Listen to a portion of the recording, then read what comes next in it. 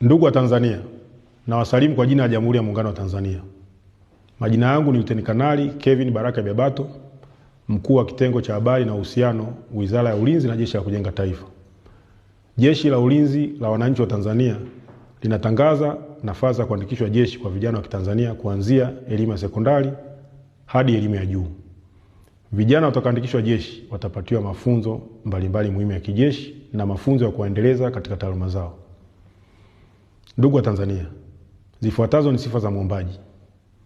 Vijana wa Kitanzania wenye nia ya kuandikishwa jeshi wanatakiwa kuwa na sifa zifuatazo: awe raia wa Tanzania wa kuzaliwa, awe na umri ifuatavyo: usiozidi miaka 25 kwa elimu ya kidato cha 4 na kidato cha 6, usiozidi miaka 28 kwa elimu ya juu, awe na afya nzuri na akili timamu, mwenye tabia na nidhamu nzuri, hajapatikana na hatia ya makosa ya jinai mahakamani au kufungwa, awe na cheti halisi cha kuzaliwa, original birth certificate, na vyeti vya shule, academic and school living certificate, awe hajatumikia jeshi la polisi, magereza, chuo cha mafunzo, kikosi maalum cha kuzuia magendo au chombo kingine chochote cha ulinzi na usalama, awe amehitimu mafunzo ya Jeshi la Kujenga Taifa kwa mkataba wa kujitolea miaka 2 na mujibu wa sheria na kutunikiwa cheti.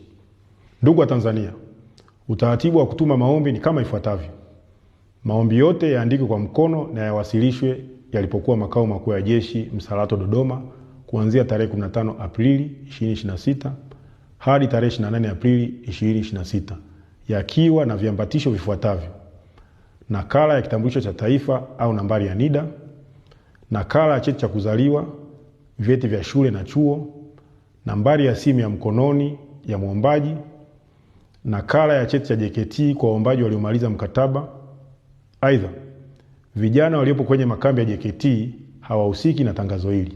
Ndugu wa Tanzania, maombi yote yatumwe kwa anwani ifuatayo: Mkuu wa Utumishi Jeshini, Makao Makuu ya Jeshi, Sanduku la Posta 194, Dodoma, Tanzania.